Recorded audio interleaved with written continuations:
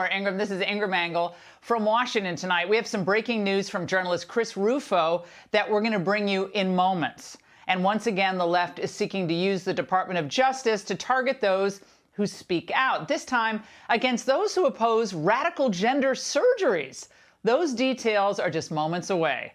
But first, unnatural disasters. That's the focus of tonight's angle. Now, just when you think the regime media couldn't do more to shatter its own credibility, that's precisely what they do. The cleanup efforts will continue, and so will those questions about the response. Was it adequate enough? We heard what Governor DeSantis said, but we should note that, as you emphasized, Nadia, that residents there are questioning why they weren't told to evacuate sooner. Now, Governor DeSantis, Michael, has been quite hands-on when it comes to moving migrants across the country to prove a political point. Shouldn't he be showing the same dedication towards saving lives ahead of a hurricane? What is your sense of, when the evacuation orders went out? Did that go out early enough? Obviously, about one time in 10 when they warn you, it happens. Yeah. Well, this is that one time, and people did not really evacuate as they should have. Now, you could sense there, right, that Acosta was dead set on squeezing out any criticism, no matter how tepid, of DeSantis from that guest.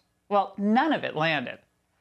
The fact is, Florida was hit by a natural disaster, but Florida will recover because its people have a competent governor, and thus they're hopeful about the future.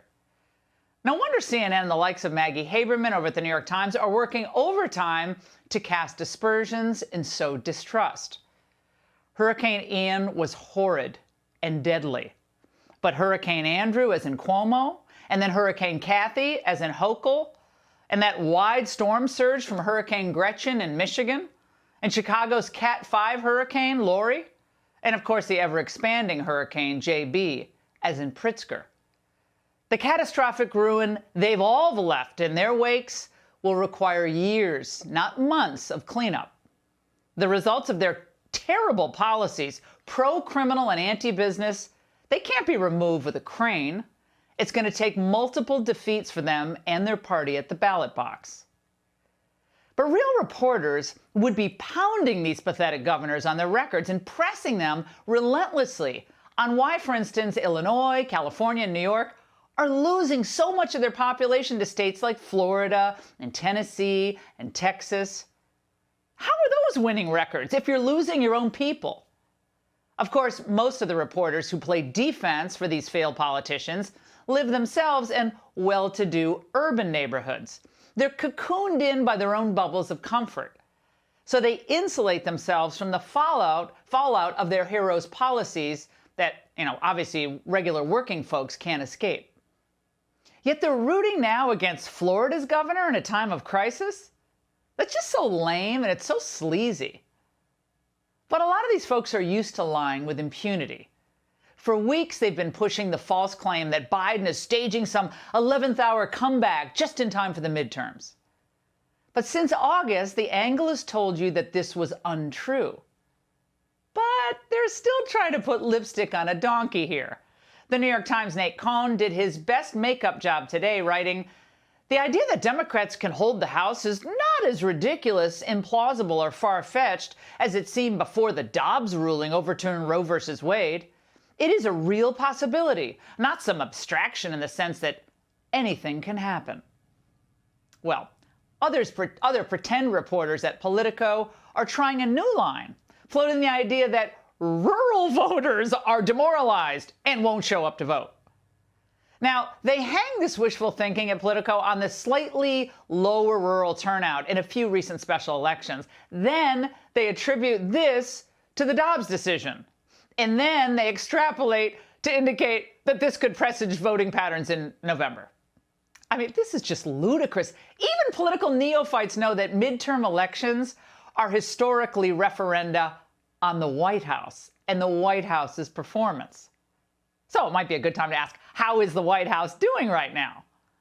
Well, Biden approval's at 38%, and the GOP is winning numerous generic ballots in a row now.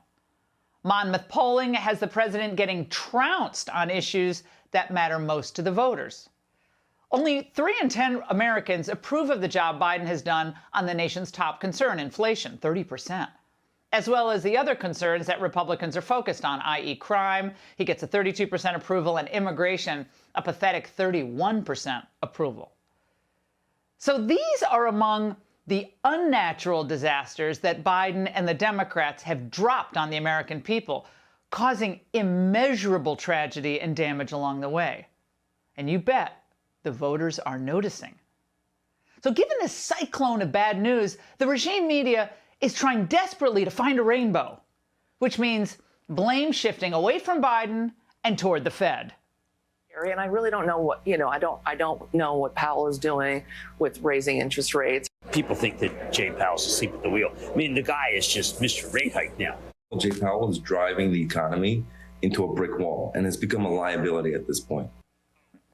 What exactly would any of them have Powell do? I'm not a big fan of Powell's, but Biden was the one who was downplaying the red lights flashing 18 months ago on inflation and just completely dismissing Larry Summers. And meanwhile, they were pumping out billions of more COVID recovery cash, which of course only supercharged inflation. It was also predictable. And now, well, inflation is devouring up the 5% wage increases that workers have on average seen, as food prices for the year that ended in August increased by a staggering 13.5%. That is. Gas prices are climbing again. We know that. OPEC is shrinking its output by 1 million barrels a day. And because Biden has kneecapped our own oil and gas industry, we're at OPEC's mercy. How wonderful. How sick is this? Soon we're all going to be at $6 a gallon for gas that they're already paying now in California. Yay. Other than that, how was the play, Mrs. Lincoln? Now, once in a while, though, truth does slip in.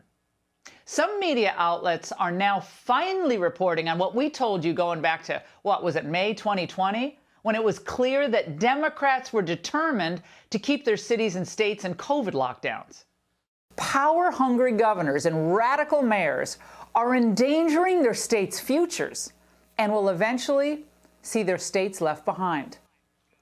Now, it took The Economist magazine 27 months to catch up, writing, by June 2022, on average, Trump counties had not only bounced back, but had surpassed their pre-pandemic employment and labor force participation rates. Biden counties are not yet close to a full recovery. The cruel, costly, unnatural disasters we are now forced to endure, courtesy of the Democrats, they're really too numerous to count tonight. The cleanup is going to take wisdom, courage, and lots of hard work.